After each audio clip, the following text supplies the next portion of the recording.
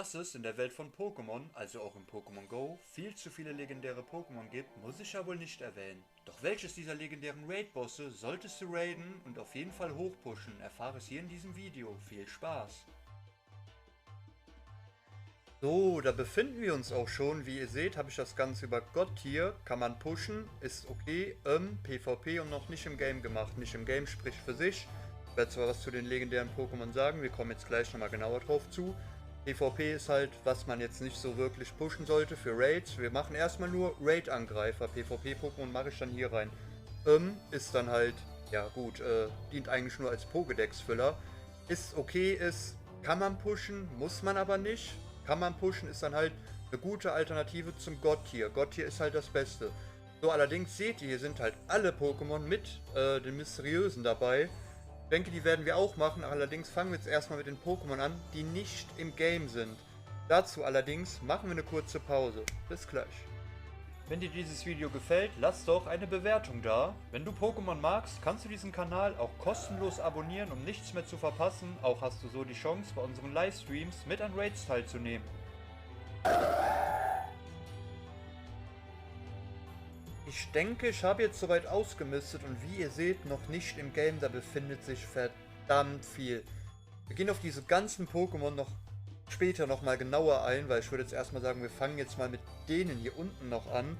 Ich sehe gerade, es fehlt noch verdammt viel im Pokémon Go und da sind auch wirklich klasse Pokémon dabei. Auf jeden Fall, Säschchen kommt ja jetzt am 20. August.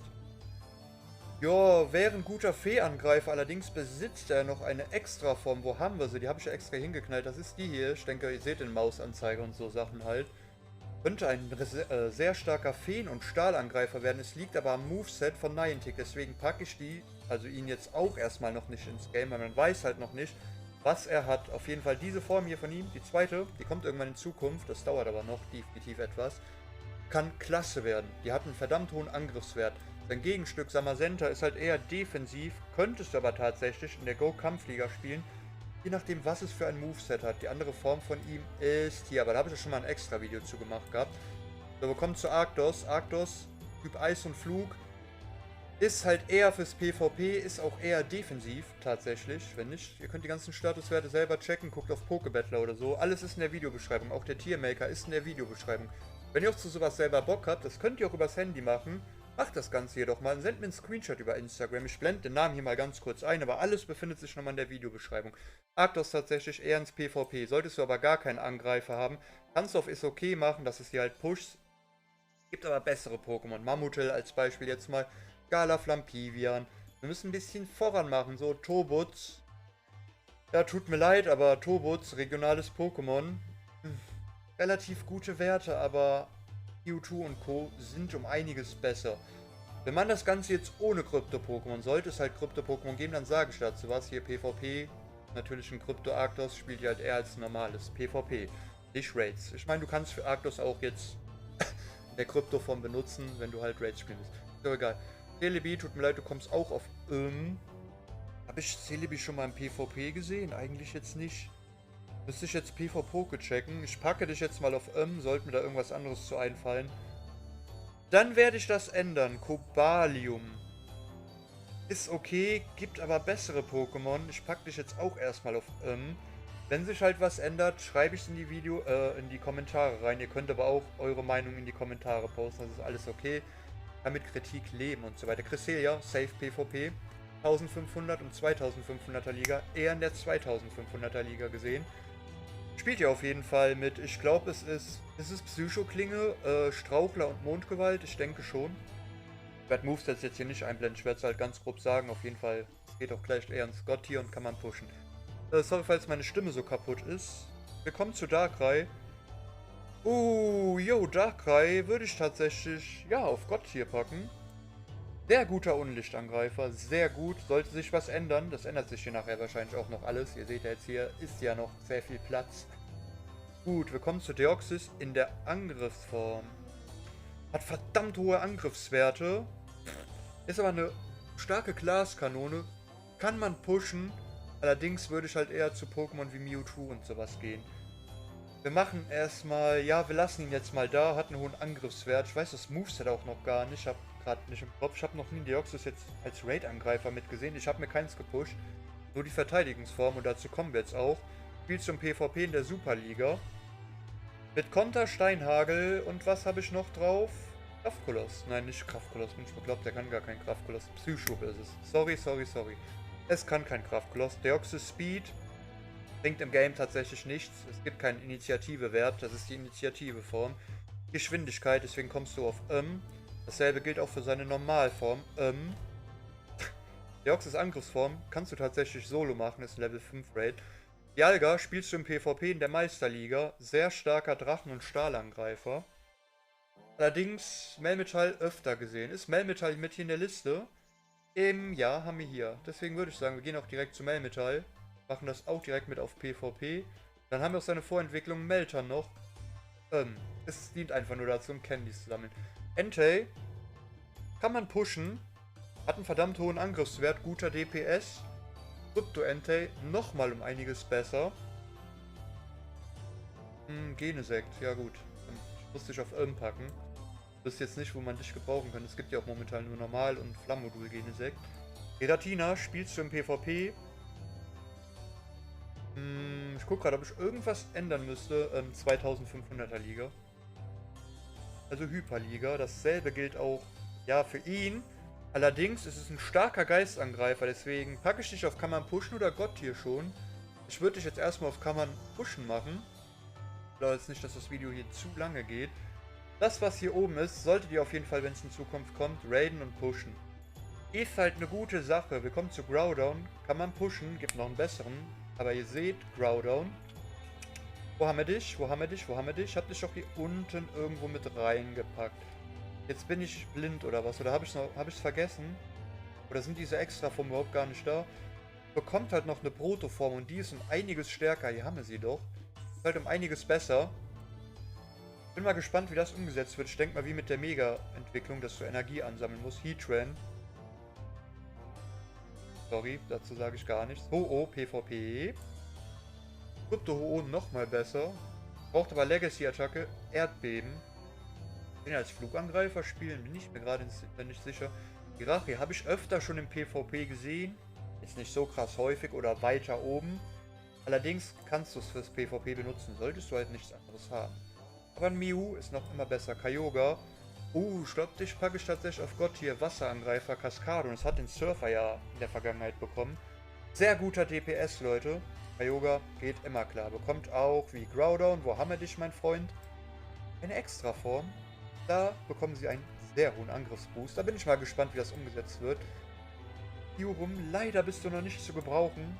Allerdings bekommt Kyurem zwei Formen. Kyurem White, Kyurem Black. Die werden wohl verdammt stark, je nach Moveset. Niantic baut keinen Mist. So, Gott hier, Demeteros, Tiergeistform. Lebensschuss Erdbeben besitzt leider nicht, wie sein Inkarnationsform. Die Erdkräfte, das wäre nochmal um einiges besser. Wo spielt man dich? Spielt man dich im PvP? Ich glaube, ich habe dich bei PvPoke in der Liste gesehen. Ich würde dich jetzt mal auf PvP packen. Wenn ich falsch liege, ich habe die Liste nochmal in der Videobeschreibung fürs PvP. Da könnt ihr selber alles nachchecken.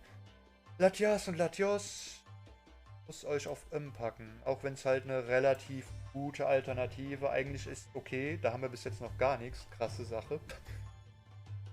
Aber nein, bekommt halt eine Mega-Entwicklung. Die habe ich aber auch hier gesehen gehabt. Hier unten ist noch nicht im Game.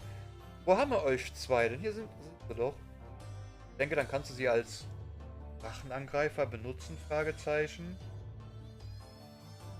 Ich weiß gerade die Werte nicht. Die sind halt auf jeden Fall schnell und Geschwindigkeitsinitiative-Wert gibt es nicht. Lugia, PvP-Pokémon, Meisterliga. In der Meisterliga. XL ist halt immer besser, Meisterliga. Meloetta. Kam jetzt erst kürzlich ins Spiel. Habe ich noch nie irgendwo gesehen. Ich wüsste auch jetzt nicht, wo es sein solltest. Du bekommst halt auch noch eine Form. Und die könnte um einiges besser sein als jetzt das normale Meloetta. Desprit ist dasselbe wie Tobutz. Die packen wir direkt daneben. Leider nein. Mew würde ich auf PvP packen. Haben wir. Ja gut, Mewtwo. Was sollen wir dazu sagen? Gott hier. Krypto Mewtwo. Nochmal um einiges besser. Gäbe es was Höheres, würde ich Mewtwo da reinpacken. Wir kommen zu Lavados. Würde ich auf Kann man pushen machen. Ist halt sehr stark Feuerangreifer. Reshiram ist halt immer noch besser, aber dazu kommen wir gleich. Wir machen jetzt höheren, Enchain müsste höheren DPS machen als Lavados. Jetzt gerade im Kopf, ich habe Enchain nur gepusht gehabt. Krypto Lavados, tatsächlich, dann Gott hier, Krypto Entei dann auch. Aber wir machen jetzt ohne Krypto hier gerade, halt nur Raid-Bosse. Palkia. Ich spiele jetzt wieder PvP seit gut 1,5 Monaten. Habe ich jetzt letzte Zeit auch noch nicht XL irgendwo gesehen. Wird auf ist okay machen. Eigentlich kann man pushen. Ich mach dich auf ist okay. Brutalanda und sowas würde halt eher hier reinpassen, weil die haben ein besseres Moveset als ein Palkia. Ich weiß nicht.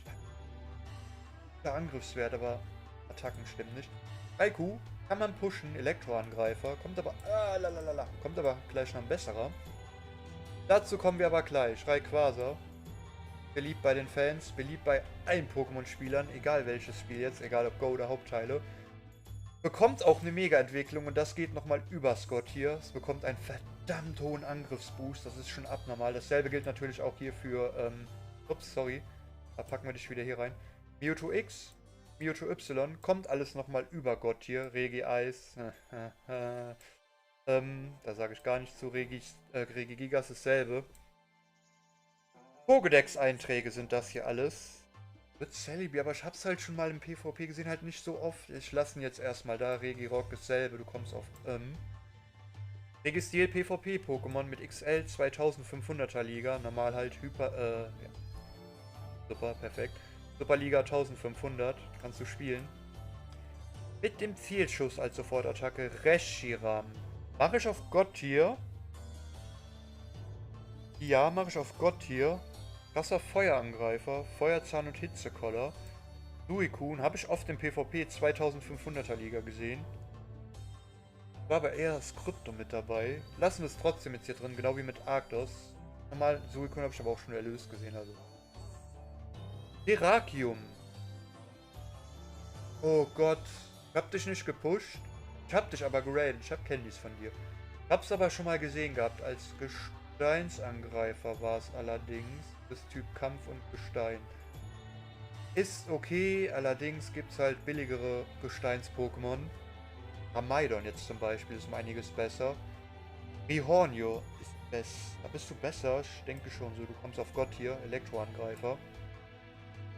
Du kommst auf Gott hier, seine normale Form. Hielt man dich. Habe ich tatsächlich jetzt noch nicht irgendwo gepusht gesehen. Packe dich auf weil du bist definitiv besser. Du wurdest auch geradet. So, ich muss hier halt immer wieder gucken, ob ich irgendwas ändere, ob ich irgendwas doof gemacht habe. Du bist ein guter Flugangreifer, allerdings, wann brauchst du mal Typ Flug? Du kommst auf ist okay. Typ Flug brauchst du eigentlich nur gegen irgendwas mit Doppelschwächen tatsächlich. Viridium, Scaraborn und sowas halt. Hat eine Doppelschwäche gegenüber Flugattacken. Dasselbe gilt für dich. Habe ich dich im PvP schon mal gesehen? Kommst du hier hin? Oder kommst du dahin? Du kommst auf ist okay. Ich weiß dein Moveset jetzt gar nicht. Ich bin gerade überfordert mit Boreas. Ich bin sehr überfordert mit Boreas. Brauchst halt Flug, wirklich. Lass jetzt erstmal da. Eigentlich würde ich sie noch weiter runterpacken. Ich mag das Pokémon überhaupt nicht. Ich finde das Design einfach nur schrecklich. So, Uxie ist am Start. Wo kommst du hin? Sieht man dich? Du hast einen sehr hohen Verteidigungswert, aber eher sehr hohen Verteidigungswert, aber nicht so hohe KP und Angriffswert ist auch schrecklich. Victini habe ich schon öfter im PvP gesehen, aber weiter unten. Kannst zum PvP spielen. Aber ich würde halt eher sagen, bleibst im. Ich pack dich auf Sollte ich halt irgendeinen Mist gebaut haben, schreib's in die Kommentare, ihr schreibt's in die Kommentare. Ich bin auch nur ein Mensch, jedem passieren einmal Fehler. Ja, da sind wir auch schon bei dem Pokémon, wo ich eben gesagt habe, Doppelschwäche, Viridium, Typ Pflanze und Kampf. Bist du krass? Ich denke nicht, dass du krass bist. Ein Kapels ist, glaube ich, sogar besser als du. Wenn nicht, ist es sogar besser. Aber benutze mal Pflanzen-Pokémon. Wenn du Pokémon wie Zekrom und sowas hast, dann spielst du halt lieber das, was Elektro ist, was höheren DPS macht. Sorry, ich mag das Pokémon noch nicht. Bernias, oh Gott, Leute, was hat Niantic da gemacht? Ein schreckliches Moveset. Es wäre ein krasser Feenangreifer geworden, aber dieses Moveset... Oh Gott, machen wir bitte weiter. Yveltal, XL, PvP. Kannst du auch pushen halt. als Unlichtangreifer zu spielen allerdings. Ein Darkrai, da um einiges besser. Du kommst aber in PvP, du bist in der Meisterliga, sehr oft vertreten auf XL. Zapdos, jo, auf ist okay. Mit Legacy-Attacke, Donnerschock, ist es okay. Allerdings würde ich es nicht pushen, außer du hast halt einen Krypto-Zapdos, dann kannst du es pushen, aber es muss ein Donnerschock, Legacy-Attacke haben. Wir sind bei Zekrom angekommen. Ein sehr krasser Elektroangreifer. Ich würde dich halt mit auf Gott hier sogar packen. Ja, mache ich auch, weißt du. Ladestrahlen, Stromstoß, guter DPS. Diese beiden Pokémon, starke Elektroangreifer. Ich denke, das war's soweit. Wir gucken aber jetzt nochmal genauer drüber. Nicht, dass ich irgendwie selber Mist gebaut habe, aber ich komme nicht drauf. Ich habe den Community Day verpasst jetzt. Wir haben 11:03 Uhr, Leute. Es ist der Evoli Community Day. Es ist Sonntag. Wenn ich irgendeinen Mist gebaut habe, schreibt es mir in die Kommentare. Wir kommen jetzt aber dann zu diesem Pokémon hier. Arceus, verdammt hohe Werte. Es fehlt, oh, es gibt aber so viele Formen von ihm. In den Hauptgames bekommt es halt ein Item. Steintafel, Wassertafel und so weiter. Dann ändert sich der Typ von dem Pokémon. Die beiden, nein, die sind nicht gut, hatten einen hohen Verteidigungswert, aber spielst du auch competitive nicht. Mega DNC. Es liegt halt am Moveset, Leute, was soll ich da sagen? Ich packe euch jetzt hier oben rechts irgendwo in die Infobox ein Video, da habe ich schon mal alle legendären Pokémon angedeutet gehabt, die halt noch nicht im Spiel sind. Warum muss ich das jetzt hier nochmal extra in dem Video machen? Das ist nur wieder Clickbait vom Feinsten tatsächlich, das machen wir nicht. Ich habe ja zu den Formen hier schon etwas gesagt gehabt. Warum ist hier... Ah, hier ist Manaphy. Ich habe gerade gedacht, warum ist hier Fiona und kein Manaphy? Leute, das war's mit dem Video. Wenn es dir gefallen hat, lasst doch einen Daumen nach oben da. Ich hoffe, wir sehen uns beim nächsten Livestream oder nächsten Video wieder. Haut rein!